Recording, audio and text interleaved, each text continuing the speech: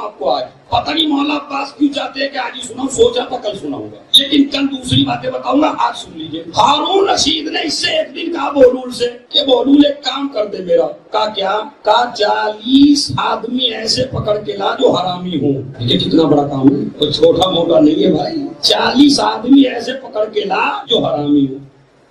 اور کہنے لگے یہ تو بڑا چھوٹا سا مسئلہ ہے، اگر میں کہوں حلالی تلاش کر کے لاؤ تو آپ جلدی سے لے آئیں گے، لیکن میں کہوں ذرا دلی میں تلاش کر کے لاؤ جن کے باپ کا پتہ نہیں ہے، کتنے مہینے لگ جائیں گے آپ کو؟ سال بھی لگ سکتا۔ وہ کہتا ہے بڑا تیز ہے نا، دماغ ہے، علی والا ہے، کہتا بالکل۔ کا کتنی دیر میں؟ وہ سوچا تھا 5-6 دن لگے گا کم سے کم، یہ پاگل تو ٹلے گا، انہیں سر میں درد کر رکھا ہے، تو 15-20 دن اسے لگا دو اس چکر میں کہ بھائی 40 آدمی حرامی پکڑ کے لا جن کے باپ کا پتہ نہیں ہے۔ اب وہ پتا چلا کہ ابھی تو گئے تھے، ابھی 50-60 کو پکڑ کے لیے، اور وہ کہنے لگا کہ لے آئے؟ کہا بالکل لے آئے۔ یہ ایسے ہی ہے جیسے میں نے کہا تھا؟ کہا بالکل ایسے ہی ہے، 100% ایسے ہی ہے۔ اچھا، اور یہ تو تو نے 40-50 کی شرط لگا دی تھی، ورنہ اگر تو اور زیادہ کہتا تو میں اور زیادہ لا لیتا۔ کہنے لگا کیسے؟ تو نے پہچانا کیسے؟ کہا میں نے تو اعلان یہ کیا گلیوں میں جا کے جو علی کا دشمن ہے وہ نکل آئے، اور اگر یقین نہیں آتا تو اور دلیل دوں۔ تیار ہے سب سننے کے لیے؟ دوں دلیل اس سے بڑی؟ بالکل دلیل سن لیجیے۔ ایک عورت اپنا بیٹا لے کے آئی اور مرد، ایک بچہ گورا ہے ایک بچہ کالا ہے، باپ کہتا ہے گورا والا میرا ہے کالا میرا نہیں ہے۔ وہ عورت قسم کھاتی ہے، عزت رسول کی قسم، عزت نبوت کی قسم، یہ بچہ آپ ہی کا ہے، مگر وہ ماننے کے لیے تیار نہیں ہے۔ نبی کی خدمت میں آیا، نبی نے کہا ٹھیک ہے بلا کے لا دونوں بچوں کو۔ دونوں بچے آ گئے، ماں آ گئی، باپ آ گیا۔ کہا کیا بات ہے؟ کہا یہ نہیں پتا چل رہا میرا کون سا ہے، میرا کون سا نہیں ہے، حلالی کون سا ہے، حرامی کون سا ہے۔ ایک مرتبہ نبی نے فرمایا رک جا، چاروں کو بٹھایا، بٹھانے کے بعد کہا بلال حسن و حسین کو بلا کے لا، حسن و حسین کو بلا کے لایا۔ ایک مرتبہ جیسے ہی حسن و حسین وہاں سے گزرے، باپ بھی اٹھا ماں بھی اٹھی، دونوں بچے تعظیم کے لیے اٹھے۔ نبی نے کہا جب فیصلہ ہو گیا اگر حرامی ہوتا۔ دعائے غریب پڑھیے، حیدر ٹی وی والوں نے دعائے غریب کو چھاپ دیا ماشاءاللہ، اس کو لیے اپنے ساتھ، 1 منٹ کی بھی دعا نہیں ہے۔ اب ایک عمل اور بتاتا ہوں، جن کے پاس جاب نہ ہو، جن کے رزق میں برکت نہ ہو، جن کے گھروں میں بیماریاں ہوں، جن کے گھروں میں پریشانیاں ہوں، جن کی بیٹیوں کی شادی نہ ہوتی ہو، جن کے گھروں میں مقدمے بہت چل رہے ہوں، مقدمے ختم نہ ہوتے ہوں، تو ان تمام کے لیے منبر سے دعویٰ کر رہا ہوں، دعویٰ کر رہا ہوں 100% قبول نہ ہو تو میرا گریبان پکڑ لیجئے، اس سے بڑی تو دلیل نہیں دے سکتا میں۔ فون نمبر لے لیجئے، میں میسم سے کہوں گا اور اس مٹی والوں سے میرا نمبر ڈال دیں، اگر نہ پوری ہو تو مجھے کبھی بھی فون کر سکتے ہیں۔ عمل کیا ہے سن لیجئے، عمل ہے 133 مرتبہ 133 مرتبہ آپ کو پڑھنا ہے یا کاشف الکرب عن وجہ الحسین۔ پڑھیے مل کے، اکشف کربی بحق اخیک الحسین۔ پھر زور سے پڑھیے، یا کاشف الکرب وجہ الحسین اکشف کربی بحق اخیک الحسین۔ پتا کیا ترجمہ؟ ترجمے میں معراج ہو جائے گی۔ یا کاشف الکرب عن وجہ الحسین، اے حسین کی پریشانیوں کو دور کرنے والے، ارے نہیں سمجھے تو میں کیا کروں؟ دنیا کی مشکلیں جو حل کرے اسے امام کہتے ہیں، اور جو امام کی مشکل حل کرے اسے عباس کہتے ہیں۔ سنے میری ماں بہنیں، کسی کے بعد جانے کی ضرورت نہیں آپ کو، کریے یہ عمل 133 مرتبہ نماز کے بعد، اور اگر ہو سکے تو 12 بجے کے بعد پڑھیے اگر ممکن ہو۔ آفس میں جب کار چلا کے جا رہے ہو تب جب پڑھتے چلے جائیے، کوئی وقت معین نہیں ہے، اس لیے کہ جس طرح باپ ہر وقت مشکل کشا ہے اسی طرح عباس مشکل کشا ہے۔ اور میرا دل چاہتا ہے کوئی ہے جو مجھے بتائے عباس کے معنی کیا ہے، عباس کے معنی کیا ہے؟ شیر نہیں، بالکل غلط، شیر نہیں ہے، میں بتا رہا ہوں، اپنی ڈکشنری چیک کر لیجیے گا، جا کے گوگل پہ سرچ کر لیجیے گا۔ الاسد الذی، تیار ہو جائیے، الاسد الذی تہرب منہ الاسود، جس سے پوری دنیا کے شیر ڈرے اسے عباس کہتے ہیں۔ جی ہے عباس، باب الحوائج، حاجتوں کا دروازہ۔ اگر تمہیں کسی سے کچھ مانگنا ہے تو عباس سے مانگ۔ نادر شاہ درانی کا نام جانتے ہیں؟ نادر شاہ درانی بہت بڑا بادشاہ تھا، ہندوستان کو جس نے فتح کر لیا تھا۔ ہندوستان سے تخت طاؤس لے جا کے پتہ کہاں رکھا تھا؟ کہاں رکھا تھا بھائی؟ امام رضا کے روزے پہ منت مانگ کے آ گیا تھا، اگر میں فتح کر لوں گا تو تخت طاؤس تمہارے روزے پہ رکھوں گا۔ پوری ہو گئی، تخت طاؤس ہے وہاں، آج بھی ہے۔ بڑا بادشاہ نادر شاہ درانی جب اس نے ہندوستان فتح کر لیا تو ایک شیعہ وزیر تھا اس کا جس کا نام تھا مہدی. دیکھیں امام مہدی سے اشرا ہے تو مہدی کا واقعہ پڑھو. مہدی اس کا نام تھا وزیر کا. اس نے کہا سرکار اب تو آپ نے فتح کر لیا, اب مجھے اجازت دی جائے کہ میں نجف جانا چاہتا ہوں زیارت کے لیے.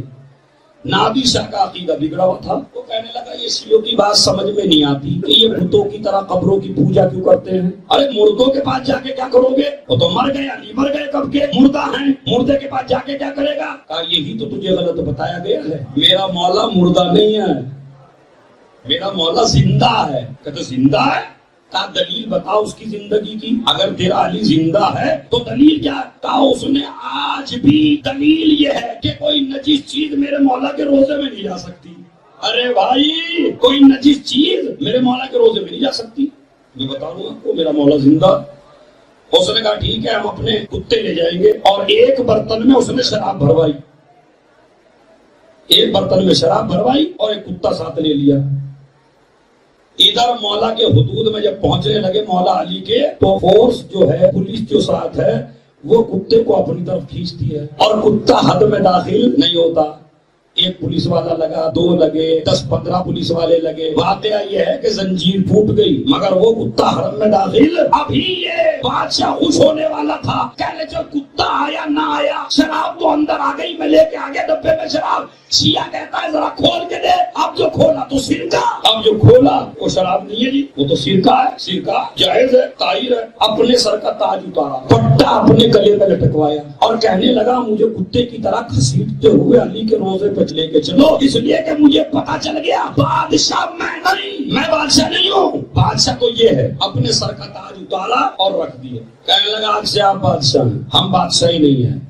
اپنا نام رکھ لیا کلب علی. کلب علی, کلب کہتے ہیں علی کتے کو. کہا میں تو اپنے مولا کا ہاں, میں بادشاہ نہیں ہوں.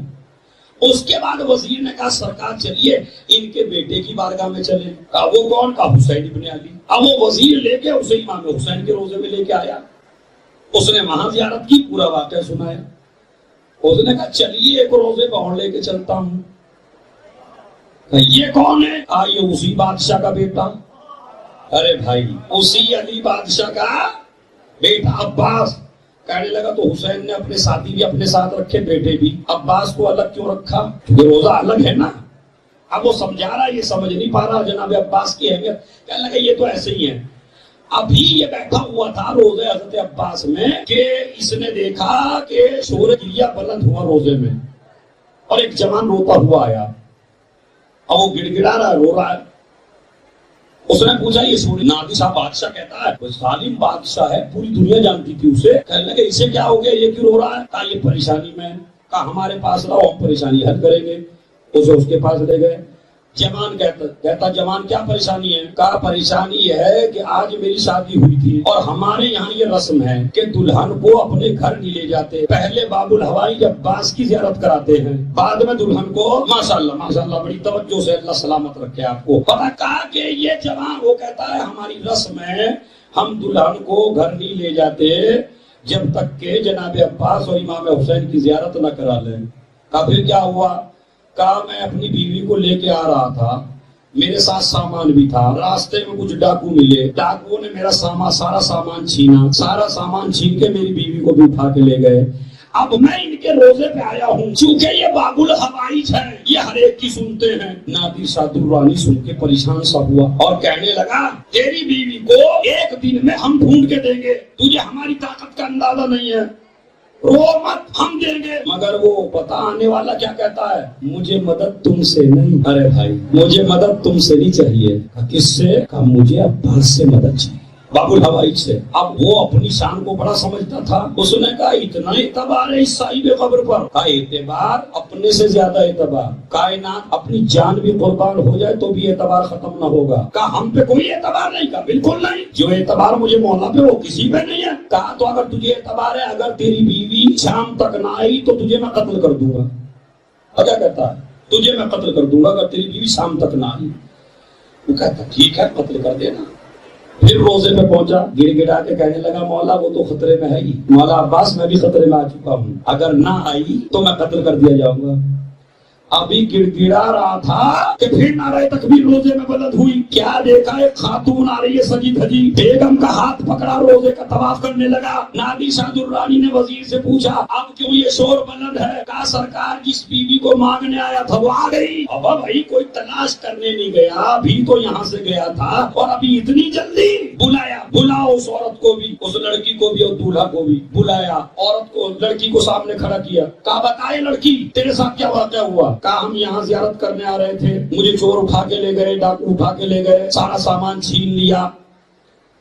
ابھی مجھے لے جا رہے تھے, غلط ارادہ رکھتے تھے. میں نے اپنا سر اٹھا کے کربلا کی طرف رک کر کے کہا عباس تمہیں زینب کی قسم, میری جان بھی تمہارے حوالے, میری عزت بھی تمہارے حوالے.